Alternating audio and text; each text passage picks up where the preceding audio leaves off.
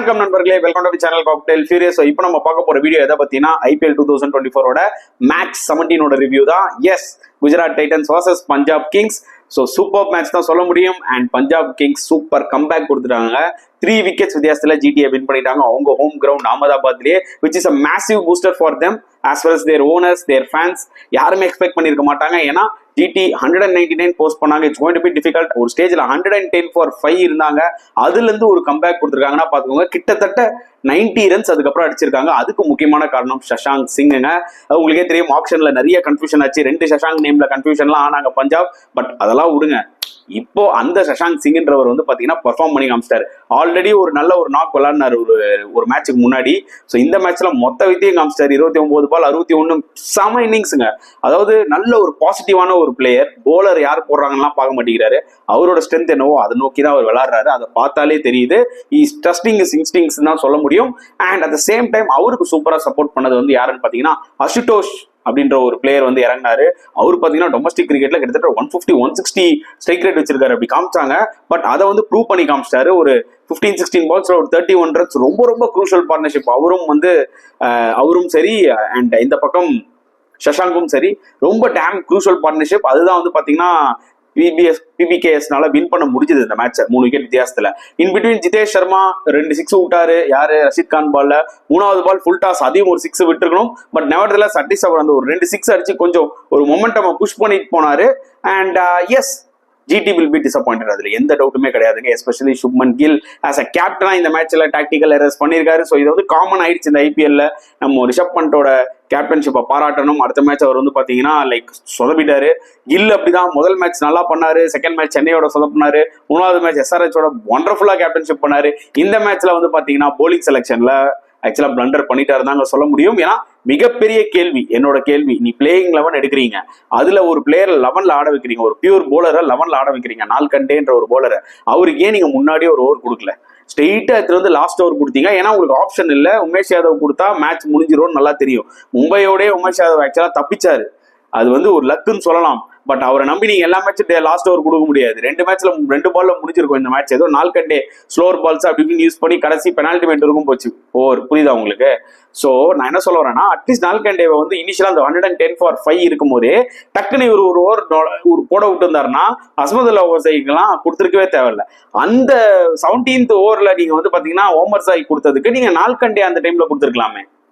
எதுக்கு? அப்படி போடுற மாதிரி ஐடியாவே இல்லைன்னா அந்த பிளேயருக்கு பதில் நீங்க சாய் கிஷோர் விளையாடி இருக்கலாம்.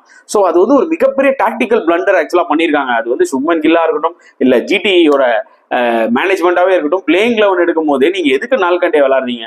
யூஸே இல்லைனா இதுவே சாய் கிஷோர் நீங்க விளையாடிட்டு இருந்தீங்கன்னா அட்லீஸ்ட் பவர் பிளேலையாவது ஒரு 2 ஓவர் போட்டிருப்பாரு, கொஞ்சம் கண்ட்ரோல் பண்ணிருப்பாரு. நீங்க 3 ஓவர் 20 ரன் ஒரு விக்கெட், இல்ல 3 ஓவர் 22 ரன் விக்கெட் இல்லாம ரிக்வயர்ட் ரேட் அவங்க எக்கனாமிக்கல் பாத்தீங்கன்னா 7 or 8 அந்த லெவல் தான் கொடுத்துருப்பாரு. உங்களுக்கு ஈஸியா இருந்திருக்கும் போலர்ஸை ரொட்டேட் பண்ண. பட் நால்கண்டேவோடய போனீங்க. போன மேட்சும் பெருசா அவரை யூஸ் பண்ணல.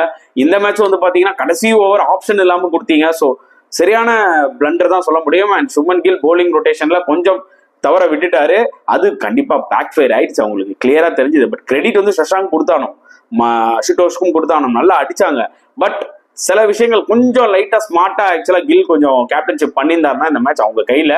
பட் கோட்டை விட்டாங்கன்னு தான் சொல்ல முடியும். பட் பஞ்சாப் டெஃபினட்டா எதுவும் சொல்ல மாட்டாங்க. 110 for 5 இருந்து ஒரு தரமான கம்பேக். ஜெனரலா பஞ்சாப் இந்த மாதிரி மேட்சஸ்லாம் கிரம்பிள் ஆயிடுவாங்க. அண்ட் ஜிடிக்கு என்னைக்குமே வந்து பாத்தீங்கன்னா கடைசியா அதுவும் எஸ்பெஷலி தெவாட்டியா வந்து வேற லெவல்ல அடிச்சு கொடுப்பாரு. பஞ்சாப்னாலே அவருக்கு வந்து பாத்தீங்கன்னா அல்வா சாப்பிடுற மாதிரி தெவாட்டியாக்கு. ஸோ அந்த ஆங்கிள் வந்து பாத்தீங்கன்னா seriously Punjab will be very happy. Toss win பண்ணி ஆப்வியஸ்லி போலிங் எடுத்தாங்க பஞ்சாப். ஸோ எனக்கு என்ன தோணுச்சுன்னா, ஓகே பேட்டிங்கே விளையாடிக்கலாமோ அப்படின்ற மாதிரி தோணுச்சு. பட் நெவர்தெல்லஸ் போலிங் எடுத்தாங்க. அண்ட் ஜிடி வந்து பாத்தீங்கன்னா 199, which is a very good score இந்த பிச்சில். அண்ட் கேப்டன் சுப்மன் கில் என்ன சொல்றது, ஸ்டாண்டிங் இன் ஃப்ரண்ட் அப்படின்னு சொல்லலாம். செம்மையா விளையாடினாரு. 89 runs off just 50 odd balls. Strike rate பாத்தீங்கன்னா 185. ஸோ ஒரு பக்கா T20 இன்னிங்ஸ் தான் விளையாடினாரு. அஸ் அ கேப்டனா ரெஸ்பான்சிபிலிட்டி எடுத்து கடைசி வரைக்கும் ஸ்டே பண்ணாரு. அவருக்கு கொஞ்சம் பேர் சப்போர்ட் பண்ணாங்க. இனிஷியலா சாஹா ஒரு ஸ்டார்ட் கொடுக்க வந்தாரு, பட் அவுட் ஆயிட்டாரு. அதுக்கப்புறம் சாய் சுதர்ஷன் நல்லா விளையாடினாரு. 1 down. இந்த மேட்ச்ல வந்து பாத்தீங்கன்னா கேன் வில்லியம்சன் உள்ள அன்பார்ச்சுனேட்லி டேவிட் மில்லர் இன்ஜுரி ஆயிட்டாரு. அதனால வில்லியம்சன் உள்ள வந்தாரு. அவர் ஒரு 26. அண்ட் சாய் சுதர்ஷன் ஒரு பிரிஸ்கான ஒரு 33. வெரி குட் இன்னிங்ஸ் ஆக்சுவலா அவருக்கு. ஸ்ட்ரைக் ரேட் பாத்தீங்கன்னா more than 150, which is a great sign. And லாஸ்டா வந்து தெவாட்டியா ஒரு என்ன சொல்றது, ஒரு நல்ல கேமியோ விளையாடினாரு. ஸோ அதனால 199 அவங்களுக்கு அடிக்க முடிஞ்சது. போலிங் வைஸ் பஞ்சாப் பொறுத்த வரைக்கும் பாத்தீங்கன்னா ஹர்ப்ரீத் பிரார் ஒன்ஸ் அகைன் சூப்பராக போட்டாரு. இவன் ரபடாவும் செம்மையா போட்டு 2 விக்கெட் எடுத்தாரு, ஒரு ஓவரில் எக்ஸ்பென்சிவ் ஆயிட்டாரு, அதான் சொல்ல முடியும்.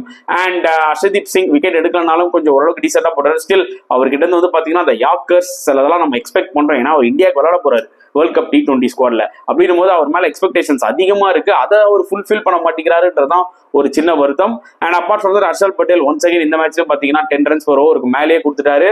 ஸோ ஒரு பயங்கரமான போலிங் அட்டாக், ஒரு பயங்கரமான போலிங் பெர்ஃபார்மன்ஸும் நம்ம சொல்ல முடியாது பஞ்சாப் பொறுத்த வரைக்கும்.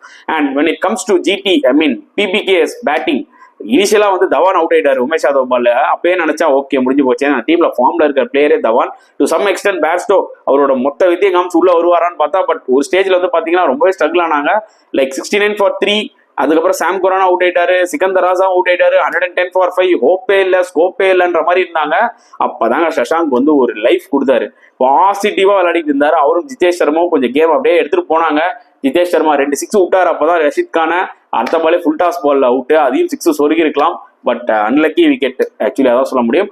ஃபார் ஜிடி அது லக்கி விக்கெட் தான் சொல்ல முடியும். பட் அதுக்கப்புறம் வந்தாருங்க ஒரு சூப்பர் சப் அசுடோஷ், 2 பேர் கலகிட்டாங்க. அதான் நான் ஏற்கனவே சொன்ன மாதிரி சூப்பரா விளையாடினாங்க. அண்ட் ஆப்வியஸ்லி உமேஷ் யாதவ் ஒரு கேட்ச் டிராப் பண்ணுவாரு, அது வந்து பாத்தீங்கன்னா அவங்களுக்கு மேசிவா அஃபெக்ட் ஆயிடுச்சுங்க, அதுல டவுட்டே கிடையாது. அவரோட போலிங்கும் இன்னைக்கு அடிச்சு பின்னிட்டாங்க, ஃபீல்டிங்கும் வந்து அவர் கொஞ்சம் சொதப்பிட்டாரு.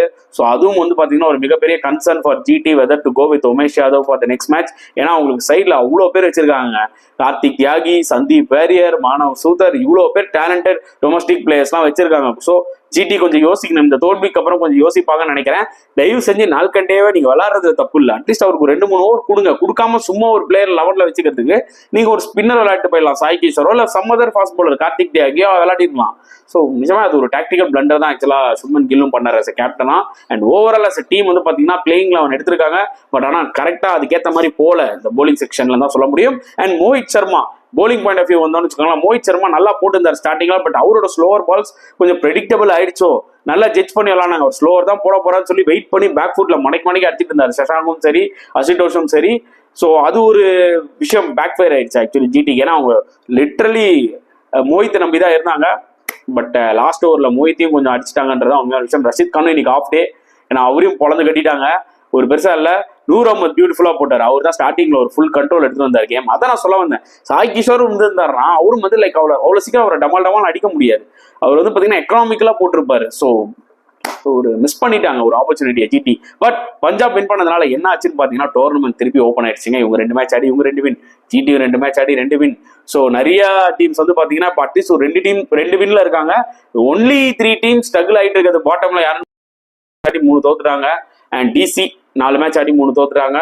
பிளஸ் ஆர்சிபியும் அதே சிச்சுவேஷன்ல தான் இருக்காங்க, டிசி நிலைமையில தான். ஸோ அப்பார்ட் ஃப்ரம் இந்த 3 டீம் 7 டீமே டஃப் கொடுத்துட்டு இருக்காங்க. அண்ட் டாப் 2ல கேகேஆர் அண்ட் ஆர்எஸ் கன்னு மாதிரி நிக்கிறாங்கன்னு தான் உண்மையான ஒரு விஷயம். ஸோ அந்த 3rd 4th 5th 6th 7th 5 டீமே வந்து பாத்தீங்கன்னா கிட்டத்தட்ட பயங்கரமான ஒரு டஃப் கொடுத்துட்டு இருக்காங்க பிளே ஆஃப்க்கு, அதுல எந்த ஒரு டவுட்டும் இல்லை. ஸோ இப்போ நம்ம அவார்ட் செக்ஷனுக்குள்ள போலாம் வாங்க.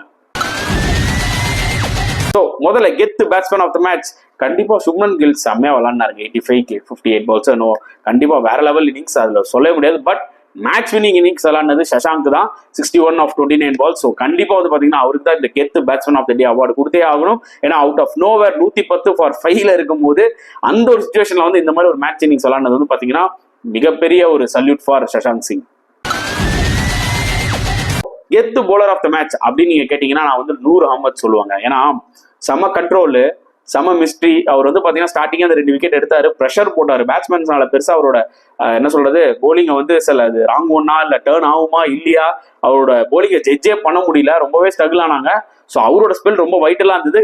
ஐ மீன் இந்த லாஸ்ட் ஒரு 5 ஓவர்ல தான் ஜிடி மேட்சை விட்டாங்க தவிர, பட் அதுக்கு முன்னாடி இருக்கும் செம கண்ட்ரோலா இருந்தாங்க. அதுக்கு முக்கியமான காரணம் நூர் அஹமதோட ஸ்பெல் தான். ஸோ அவர் தான் வந்து பாத்தீங்கன்னா நம்மளோட கெத்து bowler of the match. Next allrounder of the match. Allrounder of the match இந்த மேட்ச்லயும் பாத்தீங்கன்னா பெருசா ஸ்கோப் இல்லைங்க. ஏன்னா சிக்கந்தர் ராசா ஆல்ரவுண்டரா வந்து பாத்தீங்கன்னா பேட்டிங்ல பெருசா ஆடல, போலிங்லயும் வந்து பாத்தீங்கன்னா பயங்கர எக்ஸ்பென்சிவா இருந்தாரு. அண்ட் அந்த பக்கம் சாம் குரான் போலிங்ல 2 ஓவர் தான் போட்டாரு, பெருசா விக்கெட் எடுக்கல, பேட்டிங்லயும் பெருசா அடிக்கல.